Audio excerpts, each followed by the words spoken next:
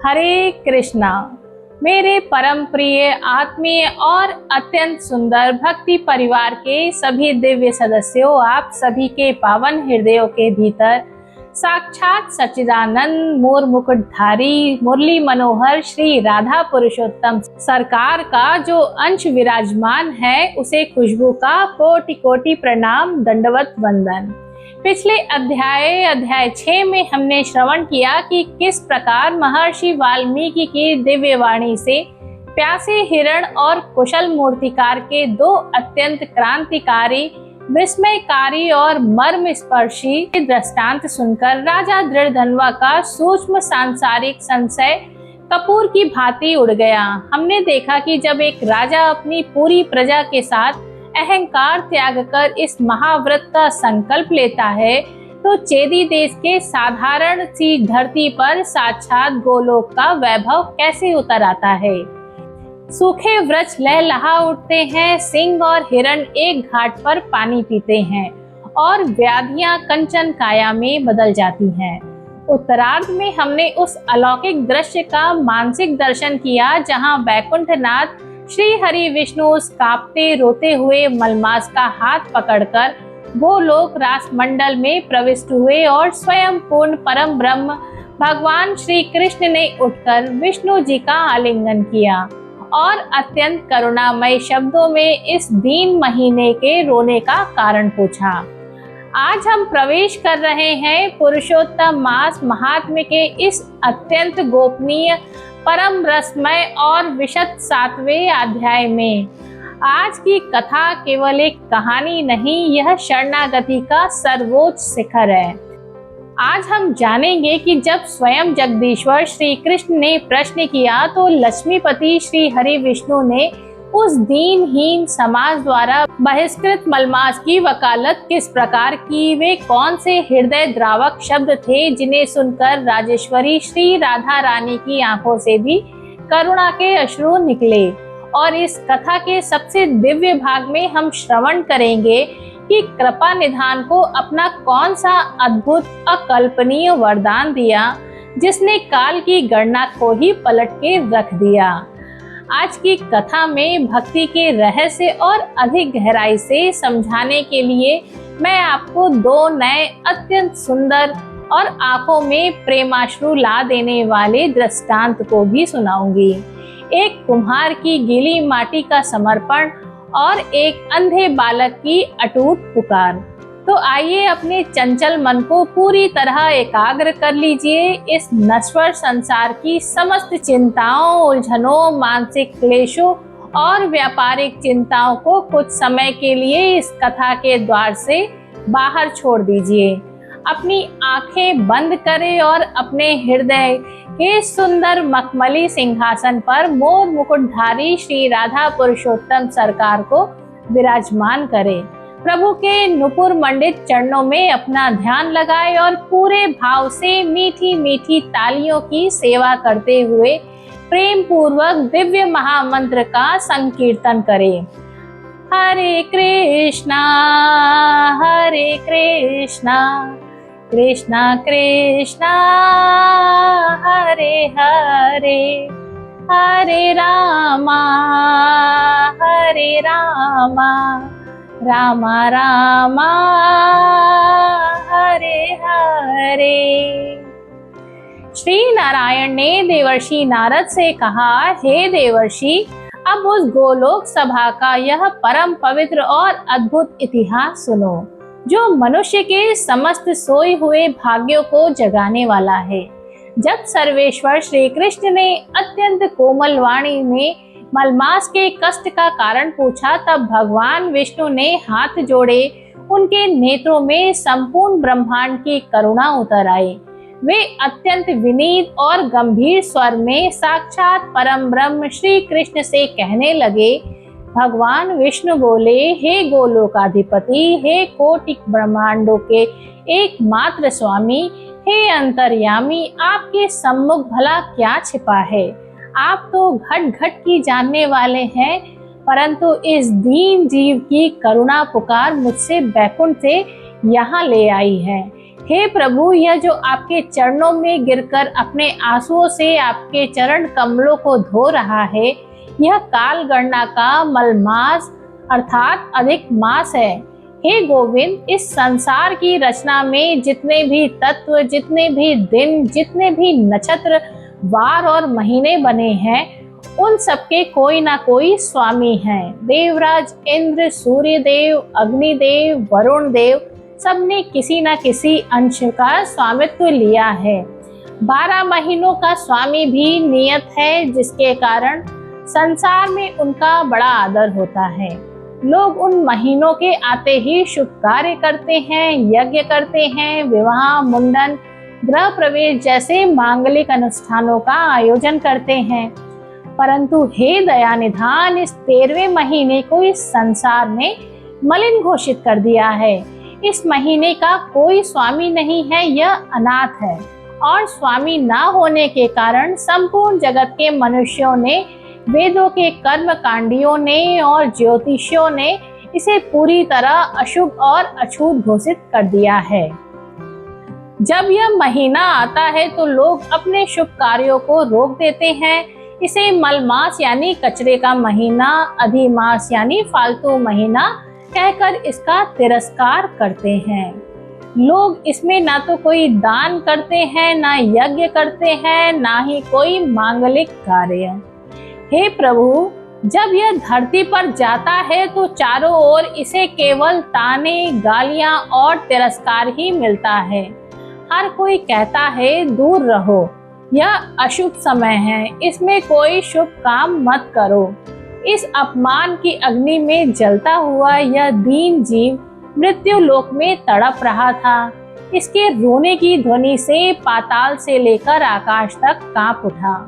यह आत्महत्या करने के लिए व्याकुल था। तब इसकी करुण पुकार सुनकर मुझसे रहा नहीं गया।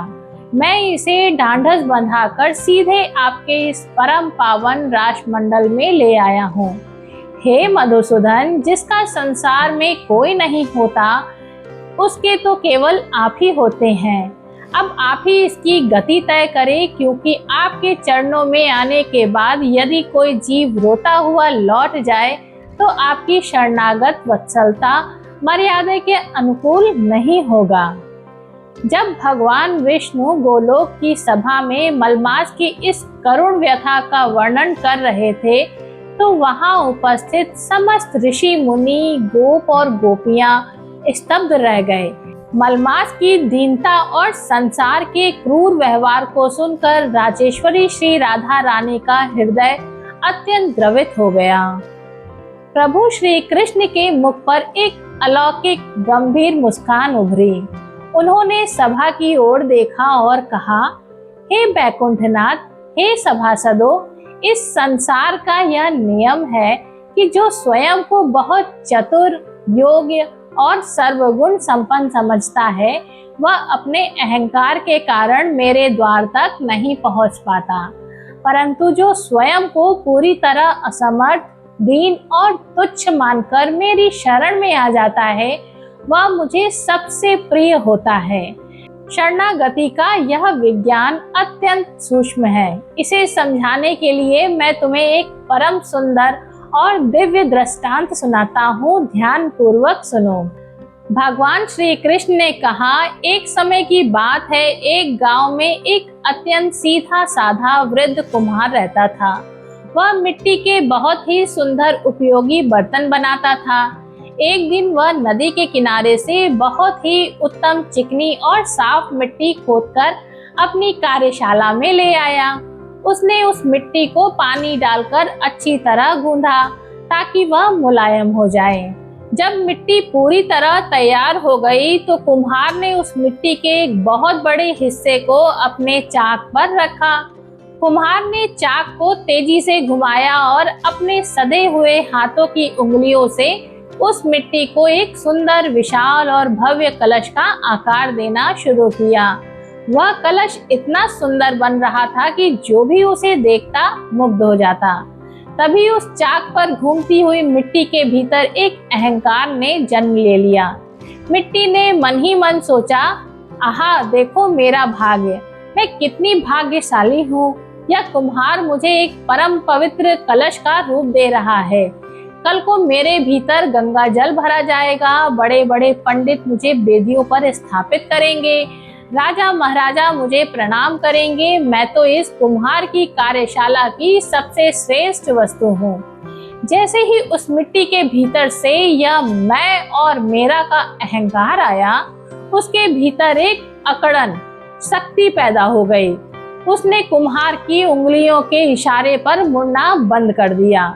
कुम्हार ने महसूस किया कि मिट्टी अचानक सख्त हो रही है और उसका आकार बिगड़ रहा है। कुम्हार ने उसे फिर से सही करने का प्रयास किया, परंतु अहंकार से भरी वह मिट्टी अपनी जगह पर अड़ गई। परिणाम यह हुआ कि चाक की तेज गति के कारण वह सुंदर बनता हुआ कलश बीच से ही तड़ककर टूटकर बिखर गया। वह पूरी तरह से कुरूप हो गया। कुम्हार ने एक ठंडी सांस ली और कहा, यह मिट्टी अकड़ गई है, अब इसमें सुंदर कलश नहीं बन सकता। उसने उस टूटी हुई विकृत मिट्टी को चाक से उतारा और अपनी कार्यशाला के बाहर, जहां से लोग आते जाते थे और जहां नालियों का कीचड़ था, वहां फेंक दिया। अब उस मिट्टी की स्थिति अत्यंत दयनीय हो गई। जो भी राहगीर वहां से गुजरता, उसके पैर उस मिट्टी पर पड़ते, पशु उसके ऊपर निस्से निकलते। वह मिट्टी रोज रोती और तड़पती कि हाय, मैं तो कलश बनने चली थी, पर मेरा यह कैसा अपमान हो रहा है।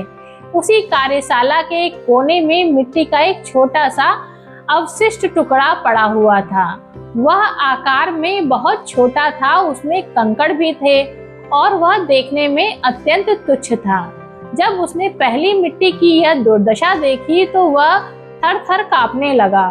उसने अत्यंत दीन भाव से अश्रुपूर्ण होकर मन ही मन कुम्हार के प्रति पूर्ण समर्पण कर लिया। उसने सोचा, हे मेरे रचयिता, मेरे कुम्हार, मैं तो बहुत छोटा हूँ, कुरूप हूँ, मुझ में कोई गुण नहीं है, मेरी अपनी कोई औकात नहीं है।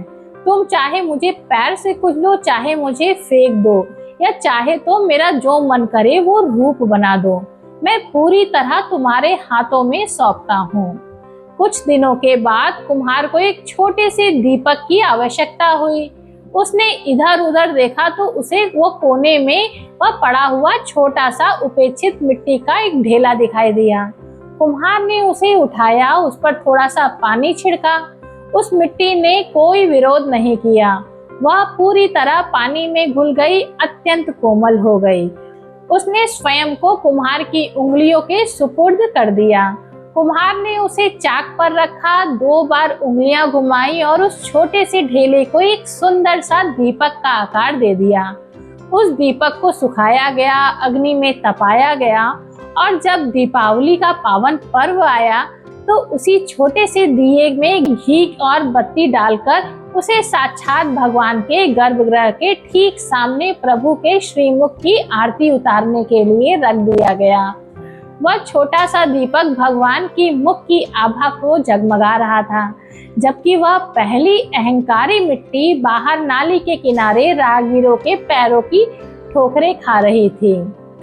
दृष्टांत का आध्यात्मिक निहितार्थ महर्षि वाल्मीकि ने राजा दृढ़धनवा से कहा, हे राजा, साक्षात पुरुषोत्तम भगवान श्री कृष्ण इस वाणी के मर्म को समझो। वह कुम्हार स्वयं साक्षात विधाता परमेश्वर हैं।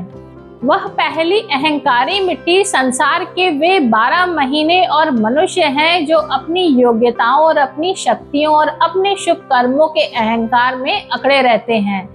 जब मनुष्य को अपने ज्ञान या पुण्य का अहंकार हो जाता है तो वह भगवान के हाथों का सुंदर यंत्र नहीं बन पाता और अंततः संसार के दुखों की ठोकरें खाता है।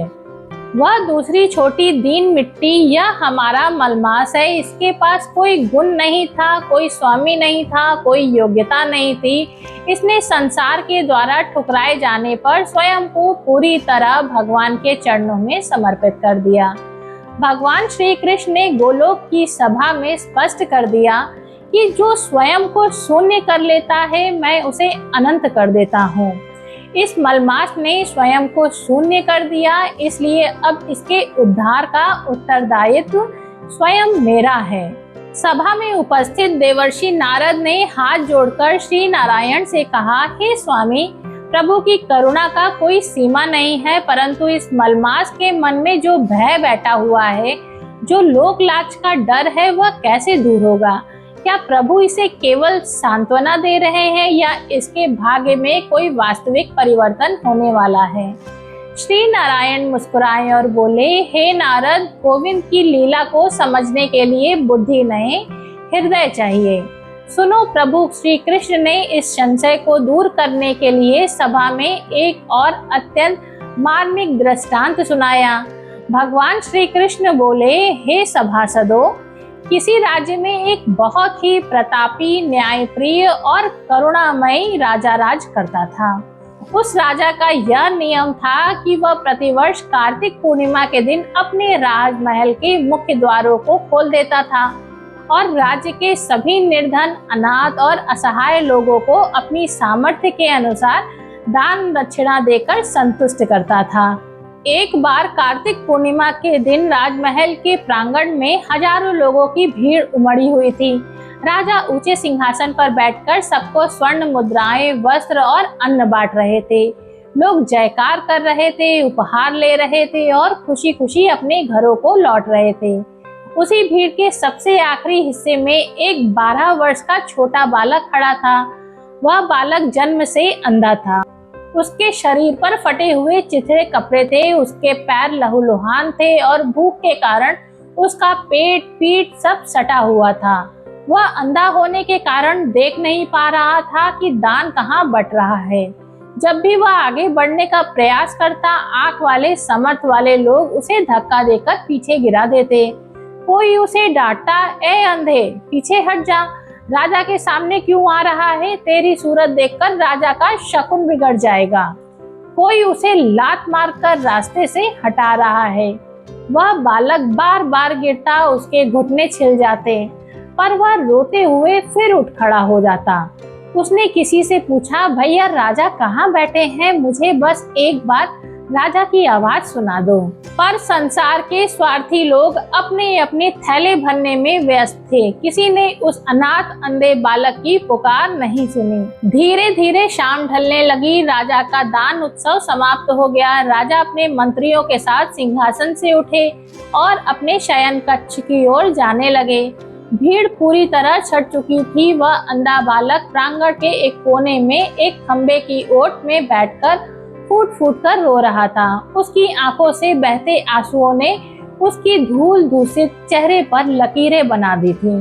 वह अपने छोटे छोटे हाथों को आकाश की तरफ उठाकर सिसकते हुए कह रहा था, हे राजा, सब कहते हैं कि तुम बहुत दयालु हो, सबको दान देते हो, पर क्या तुम्हारा न्याय केवल आंख वालों के लिए ही है? क्या मुझ जैसे अनाथ और अंधे का इस राज्य में कोई अधिकार नहीं है? मैं देख नहीं सकता तो क्या तुम मुझे देख नहीं सकते? मुझे धन नहीं चाहिए, मुझे वस्त्र नहीं चाहिए, मुझे बस एक बार अपनी गोद में बिठा लो ताकि मुझे लगे कि मेरा भी कोई रक्षक है। उस सुनसान प्रांगण में राजा के कानों में उस बच्चे की रोने की आवाज, उसकी इतनी दर्द भरी पंक्तियों की आवाज पड़ी। राजा के कदम वहीं रुक गए। राजा का कोमल हृदय चीख उठा। उन्होंने अपने मंत्रियों को पीछे छोड़ा और दौड़ते हुए उस कोने की तरफ गए जहां वह बच्चा रो रहा था। राजा ने बिना अपनी राजसी प्रतिष्ठा की परवाह किए धूल में बैठकर उस गंदे फटे वस्त्रों वाले अंधे बालक को अपनी दोनों भुजाओं में उठा लिया और उसे सीधे अपनी सीने से लगा लिया। राजा ने आंसुओं से उस बच्चे के बाल भीग गए। बालक ने स्पर्श से महसूस किया कि कोई बहुत बड़ा व्यक्ति उसे गले लगा रहा है। उसने डरते हुए पूछा, कौन है? मुझे क्यों छू रहे हैं? मैं बहुत गंदा हूँ, अछूत हूँ। राजा ने गदगद कंठ से कहा, पुत्र, मैं वही अभागा राजा हूँ जिसके रहते हुए तू इस प्रांगण में भूखा रहा और ठोकरें खाता रहा। मुझे क्षमा कर दे। राजा ने उस बालक का हाथ थामा और उसे मंत्रियों के भारी विरोध के बाद भी सीधे अपने राज सिंहासन पर ले गए। राजा ने मंत्रियों से कहा, आज से सुनो, यह बालक कोई अनाथ या अंधा नहीं है। आज से मैं इसे अपना दत्तक पुत्र स्वीकार करता हूँ। आज से इस राज्य का युवराज यही बालक है। जो अधिकार मेरे सगे पुत्र का होता है वही अधिकार इसका होगा। इसके मुख से निकला हुआ एक एक शब्द इस साम्राज्य का कानून माना जाएगा। जो इसका सम्मान करेगा उसे मैं पुरस्कृत करूंगा, और जो इस पर हंसेगा या इसे अंधा कहकर इसका अपमान करेगा उसे सीधे मृत्यु दंड दिया जाएगा। दृष्टांत का आध्यात्मिक सार यह है कि भगवान श्री कृष्ण ने उस कांपते हुए मलमास की ओर देखा और कहा, हे मलमास, इस कथा के मर्म को अपने भीतर उतार लो। वह दान का प्रांगण यह संसार है जहाँ कर्मकांडी लोग अपने अपने पुण्यों और वेदों के नियमों का दान कर रहे हैं। वे आंख वाले लोग, वे चतुर मनुष्य और 12 महीने हैं जो अपने नक्षत्रों के स्वामियों के बल पर गर्व करते हैं। वह अंधा असहाय बालक वह स्वयं तू है जिसे संसार ने कुरूप, अनाथ और अशुभ कहकर इस प्रांगण के कोने में ढकेल दिया है था। वह राजा स्वयं मैं हूँ। जब संसार के सारे द्वार बंद हो जाते हैं तब मेरे गोलोक का द्वार खुलता है। तूने संसार की ठोकरें खाई हैं, इसलिए अब मैं तुझे इस ब्रह्मांड का सबसे सर्वोच्च पद देने जा रहा हूँ। अब सुनते हैं बृहद नारदीय पुराण का मूल प्रमाणिक महात्म्य। श्लोक और दिव्य भावार्थ। श्री नारायण ने देवर्षि नारद से कहा, हे मुने, अब उस परम पावन क्षण का श्रवण करो जब भगवान श्री कृष्ण ने बृहद नारदीय पुराण के मूल विधान के अनुसार मलमास को वरदान देना प्रारंभ किया। गोलोक के रास मंडल में साक्षात गोविंद के मुख से जो दिव्य अमृत वाणी फूटी वह इस प्रकार है। भगवान श्री कृष्ण ने संपूर्ण ब्रह्मांड के सामने उद्घोषणा करते हुए कहा, हे बैकुंठनाथ विष्णु, हे समस्त देवगण और ऋषियों, सुनो। जिस प्रकार इस संपूर्ण चराचर जगत में वेदों और पुराणों में, उपनिषदों में मैं स्वयं पुरुषोत्तम के नाम से विख्यात हूँ, मेरे इस नाम से बढ़कर संसार में कोई दूसरा पवित्र नहीं है, ठीक इसी प्रकार आज से मैं इस त्यागे हुए मलिन महीने को अपना स्वयं का यही सबसे प्रिय, सबसे शक्तिशाली नाम पुरुषोत्तम प्रदान करता हूँ।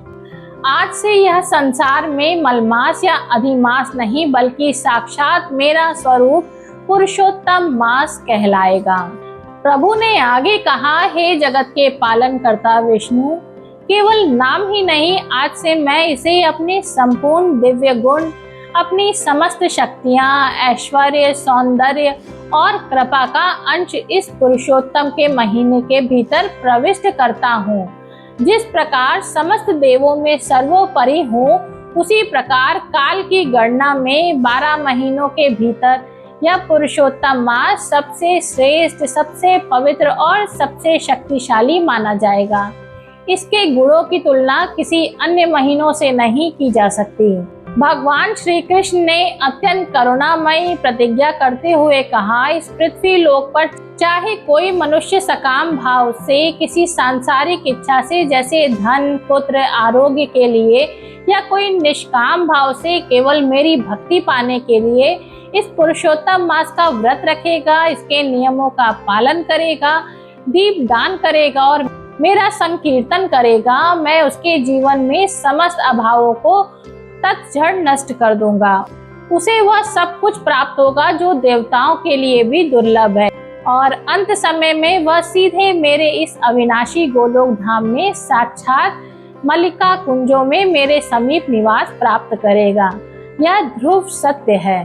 भगवान श्री कृष्ण की यह दिव्य घोषणा सुनकर गोलोक का रास मंडल अद्भुत प्रकाश से भर गया। देवताओं ने आकाश से पारिजात के पुष्पों की वर्षा प्रारंभ कर दी।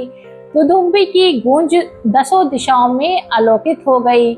प्रभु श्री कृष्ण ने मलमास, जो अब तक पुरुषोत्तम मास बन चुका था, को अपने और समीप बैठाया और उसे काल चक्र के ऐसे अद्भुत नियम सौंपे जिन्हें सुनकर स्वयं ब्रह्मा जी भी आश्चर्यचकित रह गए। प्रभु ने कहा, हे पुरुषोत्तम मास, अब तक तू अनाथ था, तेरा कोई स्वामी नहीं था। आज से स्वयं मैं तुम्हारा स्वामी हूँ। तुम्हारा रक्षक हूँ और तुम्हारा अधिपति बनता हूँ। अब से तुम अशुभ नहीं बल्कि परम मंगलकारी हो। तुम्हारे आने पर संसार के सारे मांगलिक कार्य जो रुक जाते थे वे अब दुगने फल के साथ फलित होंगे। जो व्यक्ति तुम्हारे इन 30 दिनों में मेरी आराधना करेगा उसे 12 महीनों की निरंतर पूजा से भी अधिक पुण्य फल प्राप्त होगा। प्रभु ने वरदान दिया कि यदि कोई मनुष्य अन्य महीनों में 1 सहस्त्र नाम का जाप करता है तो उसे जो फल मिलता है इस पुरुषोत्तम मास के केवल एक बार कृष्ण या हरि नाम का उच्चारण करने से उसे करोड़ गुना फल प्राप्त होगा। इस महीने में किया गया एक छोटा सा दीपदान अश्वमेघ यज्ञ के समान फल देने वाला होगा। इस महीने में किसी भूखे को दिया गया मुट्ठी भर अन्न पूरी पृथ्वी के दान के बराबर माना जाएगा। 7 जन्मों के पापों का तात्कालिक विनाश। प्रभु बोले, चाहे कोई मनुष्य कितना भी बड़ा पापी क्यों ना हो, यदि उसने अनजाने में भी तेरे इस पावन महीने में सुबह ब्रह्म मुहूर्त में स्नान करके तुलसी दल में मेरा पूजन कर लिया तो उसके 7 जन्मों के संचित पाप जैसे सूखी घास के ढेर की अग्नि में एक चिंगारी से भस्म हो जाता है वैसे ही नष्ट हो जाएंगे। उसकी बुद्धि निर्मल हो जाएगी और उसके पितृगण जो नरक के कष्ट भोग रहे होंगे वे भी मुक्त होकर बैकुंठ के प्रस्थान करेंगे। हे पुरुषोत्तम, जब जब तू इस पृथ्वी पर हर 3 वर्ष के अंतराल में प्रकट होगा तब तब धरती की चेतना बदल जाएगी। जो मनुष्य तेरी शरण में आएगा अकाल मृत्यु उसका बाल भी बाका नहीं कर पाएगी। उसके घर में कभी भी दरिद्रता, रोग, शोक या वास नहीं होगा। यह अद्भुत और अकल्पनीय वरदान प्राप्त करके उस मलमास का जो मलिन स्वरूप था वह क्षण भर में साक्षात सच्चिदानंद के तेज में बदल गया। उसका मुख सूर्य के समान चमकने लगा, उसकी आंखों से आनंद के अश्रु बहने लगे। उसने प्रभु श्री कृष्ण राधा रानी के चरणों में बार बार साष्टांग दंडवत प्रणाम किया। जो महीना कुछ समय पहले आत्महत्या करने के लिए तड़प रहा था आज वह पूरे ब्रह्मांड का सबसे पूजनीय और धन्य महीना बन चुका था। मेरे प्यारे प्यारे श्रोताओं, मेरे इस सुंदर और अटूट भक्ति परिवार के सभी आत्मीय सदस्यों, हमारा यह 7वां अध्याय यहाँ पर विश्राम लेता है, परंतु इस अध्याय को केवल एक कथा की तरह सुनकर छोड़ मत दीजिएगा। जरा अपने हृदय पर हाथ रखकर विचार कीजिएगा कि यह अध्याय हमें जीवन में कितना बड़ा, कितना अगाध और कितना अनमोल सत्य सिखाकर जा रहा है। संसार का यह नियम कि जब आपके पास धन होता है, रूप होता है, जवानी होती है, पद और प्रतिष्ठा होती है, तब यह पूरी दुनिया आपको सलाम करती है, आपके पीछे भागती है। परंतु जैसे ही आपका समय खराब होता है, आप लाचार होते हैं, बीमार होते हैं, समाज द्वारा उपेक्षित होते हैं, तो यही दुनिया आपको मलमास की तरह उठाकर फेंक देती है, आपका तिरस्कार करती है। परंतु मेरे प्रभु का नियम इस संसार के नियम से सर्वथा विपरीत है। जब यह संसार आपको हर तरफ से दुत्कार देता है, जब आपके अपने आप का साथ छोड़ देते हैं, जब आप पूरी तरह असहाय होकर कोने में बैठकर रोते हैं, तब स्वयं वैकुंठनाथ विष्णु आपका हाथ थामने आते हैं और स्वयं साक्षात गोलोकाधिपति श्री कृष्ण आपको अपनी गोद में बिठाकर अपना नाम पुरुषोत्तम दे देते हैं। यही तो है मेरे गोविंद का अगाध, अटूट और निष्कपट शरणागत वत्सल स्वभाव। वह कुम्हार का पत्थर और मिट्टी हमें सिखाती है कि कभी भी अपने ज्ञान का, अपनी भक्ति का अहंकार मत करना। स्वयं को पूरी तरह भगवान के चरणों में गीली मिट्टी की तरह सौंप दो, ताकि वे अपनी उंगलियों से आपके जीवन को एक सुंदर दीपक बना सके, जो उनके मंदिर में जगमगाए। और वह अंधा बालक हमें याद दिलाता है कि चाहे पूरी दुनिया आपको धक्का देकर पीछे गिरा दे, पर उस ठाकुर जी पर भरोसा मत छोड़ना।